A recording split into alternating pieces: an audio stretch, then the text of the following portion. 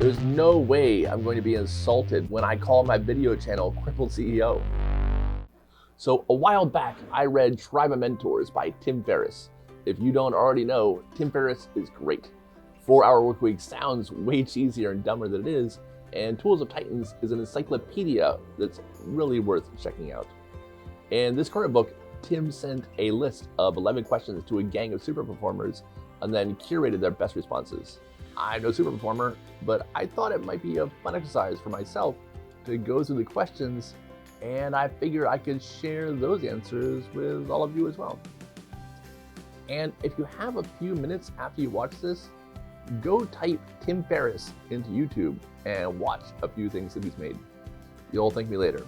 So here we go. We're gonna go through the questions. Number 1, what is the book or books you've given the most as a gift and why? Or what are one of those books that you have greatly influenced your life? Never Split the Difference. Negotiating as if your life depended on it by Chris Voss. Chris Voss was the chief international hostage negotiator for the FBI.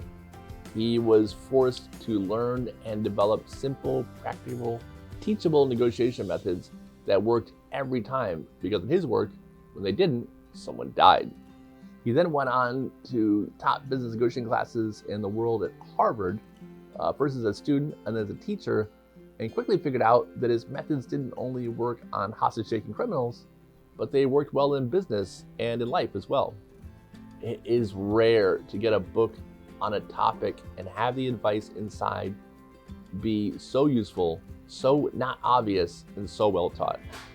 And how many skills are more important than talking to the people around us, which is really what he's offering in the book. If you're a person who talks to other people, I highly recommend this one for you. Second question, what purchase of $100 or less has most positively impacted your life in the last 6 months or in recent memory? My readers love specifics like brand and model, where you found it, etc. I am hardly sharing any unknown secrets here, but my Yeti cup has really changed my life. As a person who needs another person to fill their beverage for them, having a large cup of it that always stays cold is rather nice. Also, using the online shopper services to get me small stuff like 4 gallons of milk, that's been a game changer. Third question, how has a failure or apparent failure set you up for success? Do you have a favorite failure of yours? So, I failed pretty spectacularly at being born. Seriously, I screwed that up so royally that I ended up permanently crippled as a result. Way to start things off on the right foot, or in my case, the right wheelchair wheel. I could argue that being gimpy has been pivotal in many of my successes. If you don't think that one counts, we'll do one more. I started the company, the Child Safety Store, originally in 2001. I built the website myself, I entered in every product, I wrote every description, I edited all the photos, I ran the Google AdWords campaign, and in just a couple years, it was doing $300,000 a year in revenue. A person could have easily lived off of that income alone. But then I left it on autopilot. I didn't care about it, and I just let it fizzle until it died. It's the saddest kind of failure because it's the one that happens because you didn't even try. I started it back up again in 2017, and it's already on its way towards something more special than what it could have been before. I think it needed to die, and I needed to grow some so that we could get it right the second time. Fourth question, if you could have a gigantic billboard anywhere with anything on it, metaphorically speaking, getting a message out to millions or billions of people, what would it say and why? It could be a few words or a paragraph. If helpful, it can be someone else's quote. Are there any quotes you think of often or live your life by? So I'm gonna cheat. I have 2 things I'd like to put on my billboard. The first would be keep showing up, because that's the key to everything, right? Whether you are writing a novel, learning how to cook, starting a business, exercising, parenting, whatever it is, the key to succeeding is that you just keep showing up. If you keep showing up, then eventually success is undeniable. And the other thing I would put on the giant billboard would be drowning is the #1 cause of death for children between the ages of 1 and 4 years old. multiple layers of protection like pool safety fencing and infinite swim self-rescue training are the solution. Question number 5. What is one of the best or most worthwhile investments you've ever made? This could be an investment of money, time, energy, etc. I put an Amazon Echo on my nightstand right beside my bathroom. Whenever I go into my bathroom to pee, which takes me a few minutes longer than you probably, start to finish about 6 minutes, I tell her to start playing my audiobook. That small amount of time, energy, and money to buy the thing and the books has paid off exponentially. That silly little habit aside, I would say the biggest investment I have made that has most affected my life is in the people around me. Curating them, building my relationships with them, and weaving them into my life by doing everything I can to change theirs for the better. I've realized that when I find a new diamond in the rough that I want around me forever, I invest heavily in making my life an awesome place for them to reside. I do this primarily because I want people I care about to be prosperous and happy. But a side effect is I end up with friends deeply embedded in my life. We work together, we become roommates, neighbors, etc.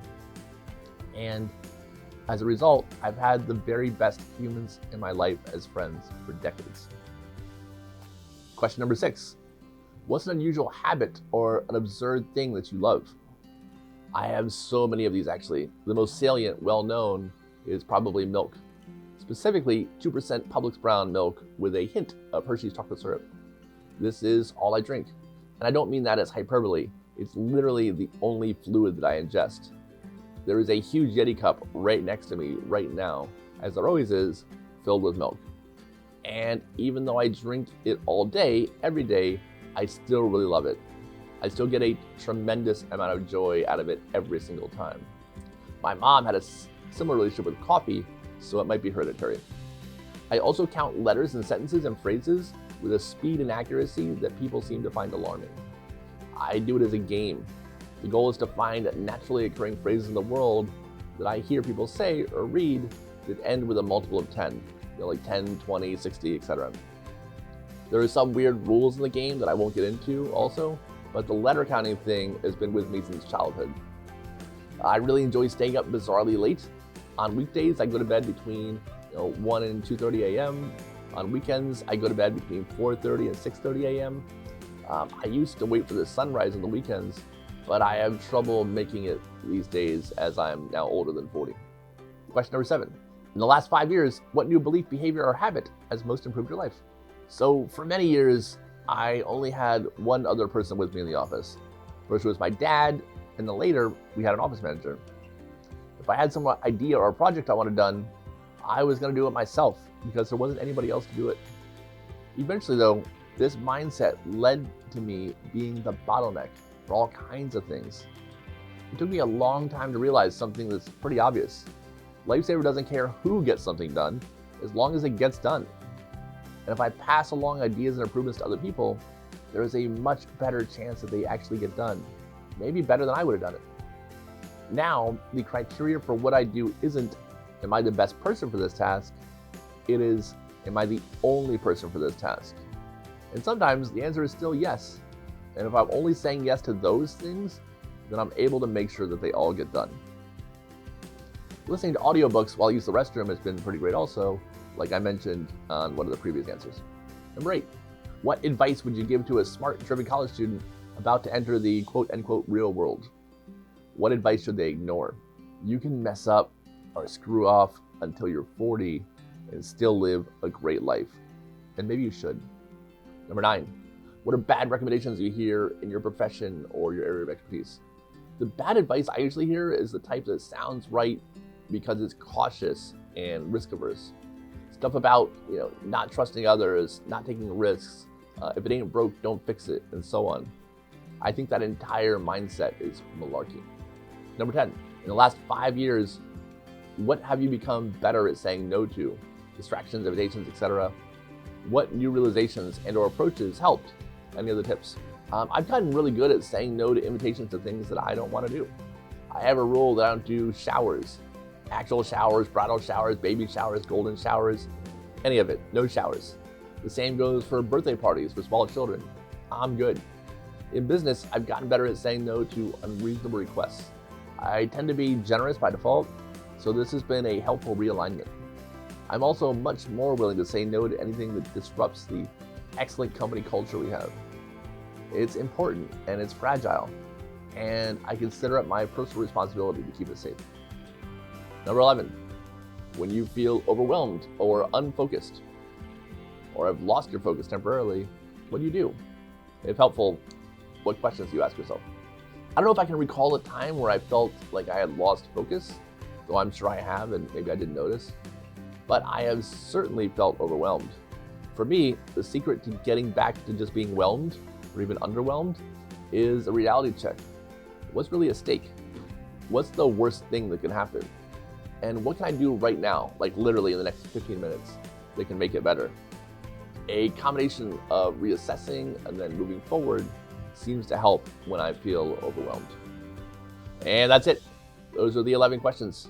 I hope all of you enjoyed that. And if not, then why did you stay this long? It's very nice of you. You're very kind. You know whose questions I always answer? Your mom's. And I answer them thoroughly and in detail. And you'd be surprised at the questions she asked me last night. Also, your mom subscribes to my channel and likes all my videos. I think you should too. Thank you so much for watching, and you will see me on the next one.